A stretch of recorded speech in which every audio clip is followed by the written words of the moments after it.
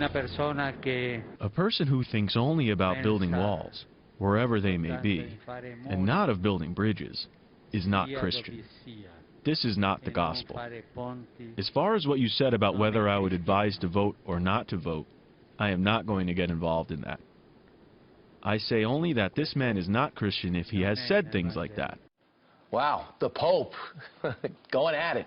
The latest feud in 2016 races between Donald Trump and that man, Pope Francis, as he suggests Trump, Donald Trump, not a Christian because he wants to build a wall and deport 11 million people.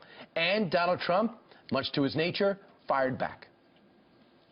If and when the Vatican is attacked by ISIS, which, as everyone knows, is ISIS's ultimate trophy, I can promise you that the Pope would have only wished and prayed that Donald Trump would have been president.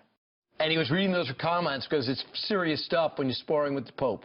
Trump going on full-out offense, calling those comments that the Pope made about him disgraceful. Here to weigh in is Fox News religious contributor, Father Jonathan Morris. And Father Morris, I know you were talking a little bit about this yesterday. I side 100% with Donald Trump on this.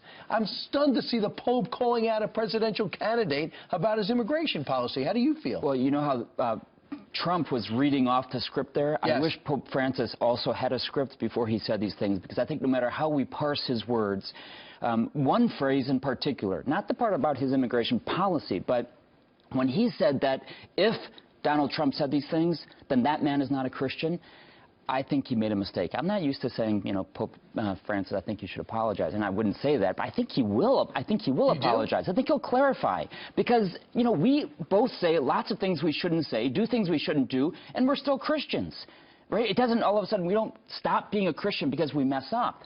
The Pope's larger point, his broader point, was that if we're just going to, from one day to the next, deport 11, 12 million, 15 million people, after the government, both parties, I would say, has tacitly invited them to come over, because they say if you can get through our porous border, and it is porous, well, you're going to be able to get a job. But you're not going to be able to get a real working wage. You're going to, you know, you're going to be living in the shadows. That, I think, is unchristian.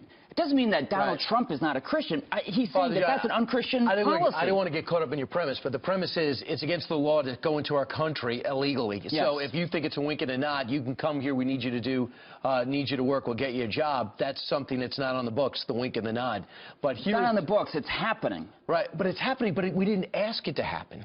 We didn't ask people to breach our border. I absolutely agree that it's immoral, it's wrong to cross a border illegally, no doubt. But the Pope doesn't believe that. The Pope doesn't want us to have a border. That's why he had a mass at the Texas border tacitly condemning America. You know what I think? I think Donald Trump and some of the other Republican candidates are not all that far away from what Pope Francis thinks about immigration. Why do I say that? Because Pope Francis is saying that the system as it is disgusting. And I think Donald Trump is saying that as well. They have a different way of going about it. So after this took place, he spoke again last night, and the Pope came up. Listen.